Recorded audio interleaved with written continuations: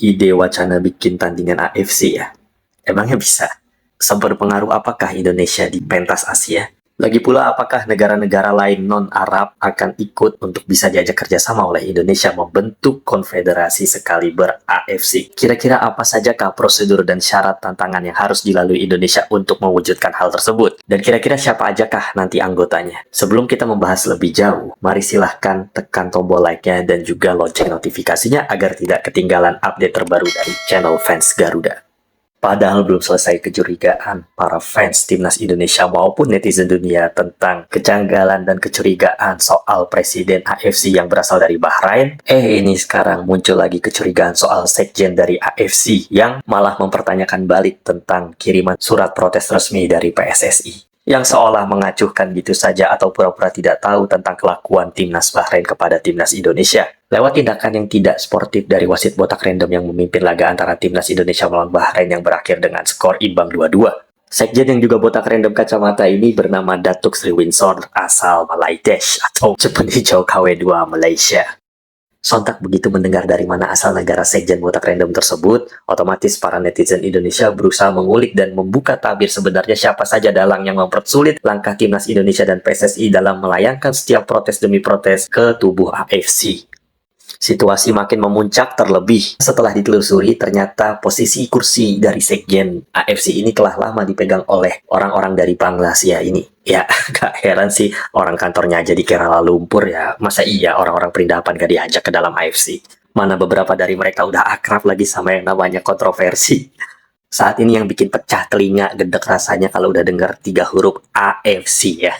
Apalagi kalau dia spill tuh struktural dari organisasinya. Hampir kagak ada orang Indonesia di sana. Emang kagak ada sih orang Indonesia. Isinya orang-orang anta beranta semua. Ya inilah kerugian kita kalau lagi ada masalah-masalah kayak gini. Nggak ada orang dalam di sana. Sementara orang dalam yang ada di sana adalah orang-orang yang nggak demen sama kita. Udah presidennya orang Bahrain, sekjennya orang perindapan, ya kan, isinya mafia semua pula. Ya, lengkap sudah penderitaan Indonesia. Yang notabene semua negara-negara yang saya sebutin itu adalah ya rival para musuh Indonesia yang di bidang olahraga. Ya terutama sebenarnya bukan rival sih, tapi mereka yang menjadikan dirinya sebagai rival kita. Padahal kita sebenarnya nggak ada urusan sama mereka, tapi mereka terus yang cari urusan sama kita. Gimana enggak, PSSI udah ngirim surat sampai 3 kali. Bisa-bisa aja si sekjen botak random ini bilang suratnya kurang rinci lah. Lu bisa baca kagak sih? Kurang rinci atau memang lu yang buta huruf? Susah sih ngomong sama orang yang emang udah dasarnya nggak suka sama kita. Jadi mau kita pakai surat resmi pun secara prosedur, secara diplomasi sesuai struktural, tetap aja nggak akan pernah digubris. Karena ya itu, isinya negara-negara yang emang udah dasarnya nggak suka sama kita. Jadi rupanya sebelumnya si botak random ini sudah menjadi sekjen AFC sejak tahun 2015. Manakala sebelumnya bahkan ia sudah menjadi wakil dari sekjen AFC sejak tahun 2009.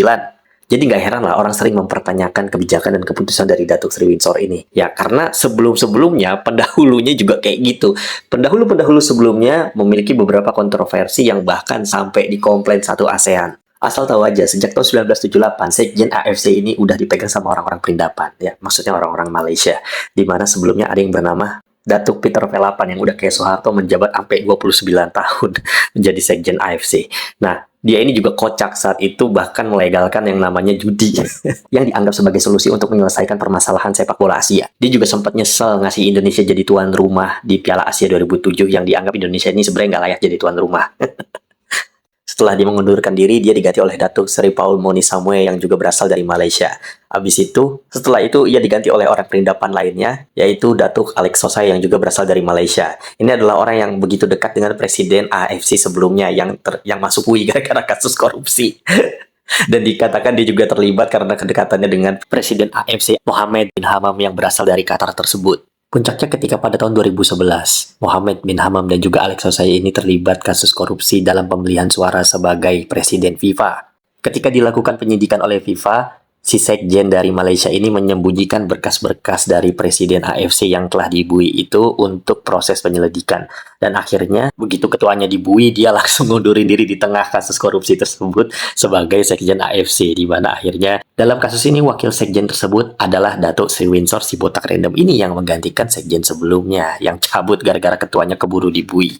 Dan sampai sekarang akhirnya dia menjadi sekjen AFC, abadi sampai detik ini. Nah kalau udah kayak gini ya pantas saja setiap surat-surat dari PSSI diacuhkan ya, nggak digubris, karena ya isinya orang-orang modelan kayak begini. Ditambah si botak random dari Malaysia ini berusaha untuk menjegal Indonesia lewat Presiden Ibrahim Al-Khalifah yang berasal dari Bahrain, yang sekarang menjabat sebagai Presiden AFC, untuk kong kali kong benar-benar menjegal Indonesia dengan cara mengacuhkan setiap protes-protes yang dilayangkan oleh PSSI, dan malah sebaliknya menanggapi serius setiap permintaan dari Bahrain yang udah kayak anaknya sendiri. Makanya ketika Bahrain request untuk minta laga timnas Indonesia ini dipindahkan di venue netral, gue ngerinya dipindahinnya ke sama-sama negara Timur Tengah sesuai dari permintaan si anak kepada bapaknya. Ditambah lagi ya gosok-gosokan dari si botak random dari Perindapan ini. Nah, kalau udah kayak gini, apa solusinya? Ya, apakah kita tetap bertahan di AFC atau kita pindah ke OFC?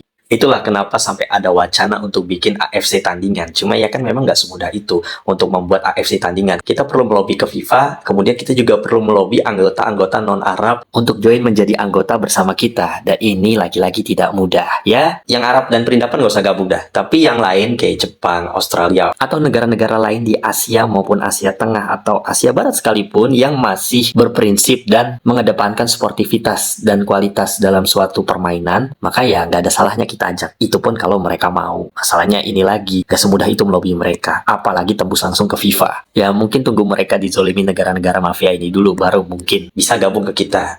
Cuma kan itu nggak mudah. Seperti yang dilakukan oleh Amerika Latin dan Amerika Tengah ya, Amerika Utara. Di situ kan terbagi dua konfederasi. Ada CONCACAF sebagai Amerika Utara dan Amerika Tengah yang berpisah dengan CONMEBOL untuk Amerika Latin. Dia nggak jadi satu. Tapi masalahnya begitu akhir-akhir ini kan kompetisi mereka dijadiin satu, Copa America. Sehingga seluruh negara Amerika itu ya ikut berkompetisi di Copa America.